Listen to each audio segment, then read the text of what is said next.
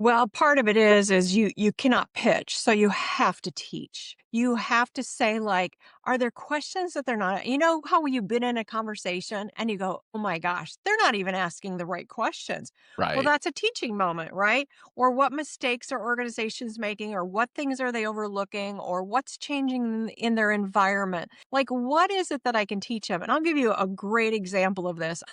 Needed a air conditioner in the heart of July. So what do? I called my friends and they got the recommendation. I called 5 different people. Crazy, I know. First 4 guys came, looked at my unit, handed me a piece of paper and said, just tell us when you want it installed. I'm sure they thought they had me because it was July and it Right. was miserably hot. The last guy came, and I'm just telling you this story because you and your listeners will be like, okay, now let me rethink about how I sell this. This guy goes, can I come in?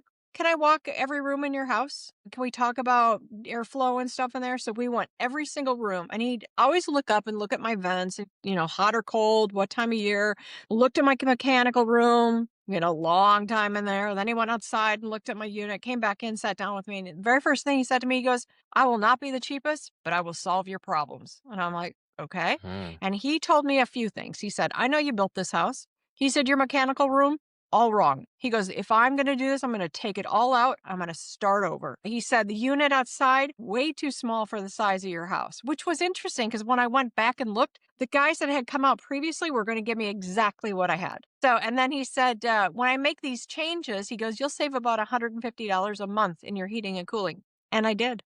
I mean, clearly I hired Wow. him, but he taught me. I didn't know what I didn't know. Right. Buyers don't know what they don't know, but as a rep, you sure do, or your company sure does, but it's not Right. your offering. Never talk about my company, never talk about my name, never talk about any of that. I simply teach them. And then I think to get to your question even deeper, they just start wanting to have a conversation. This should be Right. organic and authentic.